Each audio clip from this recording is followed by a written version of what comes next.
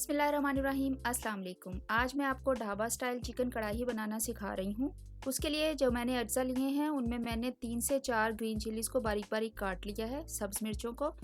और मसालों में मैंने 1.5 टीस्पून नमक का लिया है, 1.5 टीस्पून सुर्ख मिर्च है, 1 टीस्पून धनिया पाउडर है, आधा टीस्पून काली मिर्च है, 1 टीस्पून गरम मसाला पाउडर है और 1 टीस्पून ज़ीरा पाउडर लिया है।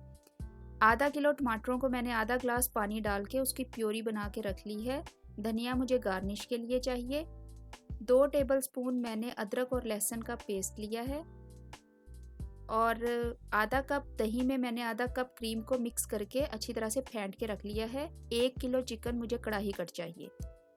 चलिए रेसिपी बनाना शुरू करते हैं। रेसिपी बनाने के लिए मैंने एक पैन लेके उसमें 2 कप ऑयल डाला है।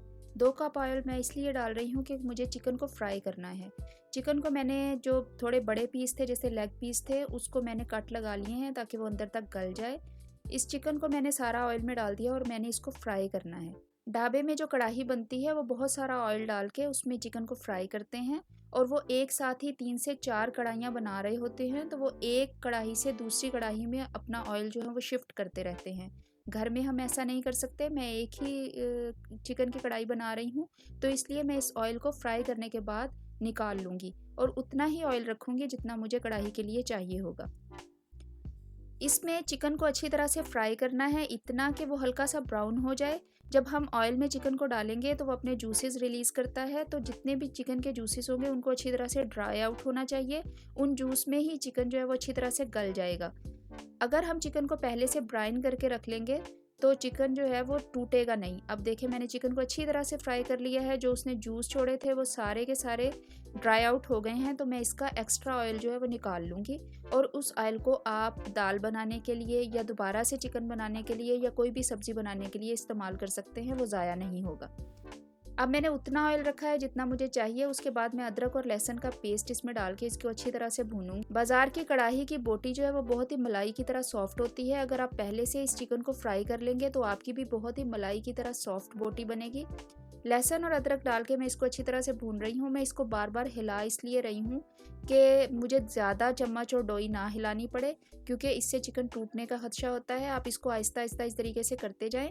बाज़ार में भी जब वो लोग ढाबा में कढ़ाई बनाते हैं तो आंच तेज़ होने की वजह से जब वो चिकन को इस तरह हिलाते हैं तो थोड़ा थोड़ा मसाला आग पकड़ता है और उससे बहुत ही अच्छा टेस्ट आता है। अब मैंने जो ड्राई इंग्रेडिएंट्स थे वो सारे के सारे इसमें डाल दिए हैं, जो मैंने आपको शुरू में बताए थे। डाल के इसको अच्छी तरह से मिक्स करें। मसाला मेरा जले नहीं। पानी मैंने इसमें डालना नहीं है क्योंकि टमाटरों की प्योरी बनाते हुए मैंने ऑलरेडी आधा ग्लास पानी डाल दिया था, तो मैं अब टमाटरों की प्योरी इसमें ऐड कर रही हूँ। टमाटर की प्योरी डाल के आप इसको अच्छी तरह से मिक्स कर लें। मिक्स करके आप इसको ढक्कन लगा के इसको पकने के लिए तकरीबन 5 से 7 मिनट छोड़ दें। ढक्कन लगा के 5 से 7 मिनट में ये बहुत ही अच्छी तरह से चिकन जो थोड़ा सा रह गया है कसर वो भी गल जाएगा अच्छे तरीके से और थोड़ा सा टमाटरों का पानी रिड्यूस हो जाएगा। आप दरमियान में हल्का हल्का चम्मच हिलाते जाएं। जब आप देखेंगे काफ़ी सारे टमाटर जो हैं वो भुन चुके हैं और थोड़ा सा ही पानी इसका रह गया है, तो आप इसमें हरी मिर्चें डाल दें और अब इसको भूनना शुरू करें। आहिस्ता आहिस्ता करके आप इसको भूनते जाएं। टमाटर से हमारी बहुत अच्छी ग्रेवी बन जाएगी और इस दौरान हम भूनते भी जाएंगे और मैं थोड़ा सा चम्मच से टेस्ट कर लूँगी कि मेरा चिकन अच्छे से गल गया है। चिकन बहुत ही सॉफ्ट और अच्छी तरीके से गल गया है, चम्मच लगाने से टूट रहा है। इसको अच्छे तरीके से भूनने के बाद जब ऑयल छोड़ दे ग्रेवी, तो मैं इसमें जो दही और क्रीम फेंट के रखी थी और उसको मैं डाल दूँगी। दही और क्रीम बहुत ही अच्छे तरीके से मुलायम फेंटी होनी चाहिए, इसमें कोई भी गिल्टी नहीं होनी चाहिए। इसको अच्छे तरीके से अब मैं भून लूँगी। जो ट्रेडिशनल कढ़ाई होती है उसमें प्याज शामिल नहीं होता। अब तो कढ़ाई में इतनी सारी वेरिएशंस आ गई हैं कि आपको बहुत सारी प्याज वाली कढ़ाइयाँ मिलेंगी, लेकिन असली कढ़ाई जो ढाबा स्टाइल कढ़ाई होती है उसमें प्याज यूज़ नहीं होता। हम सिर्फ अपनी आसानी के लिए कि फैमिली में अगर हम ज़्यादा खाना बना रहे हों तो ग्रेवी अच्छी बने तो हम उसमें प्याज ऐड कर लेते हैं, अदरवाइज़ कढ़ाई में प्याज ऐड नहीं होता। अगर आप ग्रेवी को ज़्यादा करना चाहते हैं तो आप टमाटर भी ज़्यादा ऐड कर सकते हैं। और यहाँ पे अगर आपको ये बहुत ही मुनासिब, जो मैंने आपको क्वांटिटी 1 केजी कढ़ाई की बताई है, ये बिल्कुल मुनासिब है। बेहतरीन इसकी ग्रेवी बनी है और इसको मैं धनिए और हरी मिर्चों के साथ गार्निश कर रही हूँ।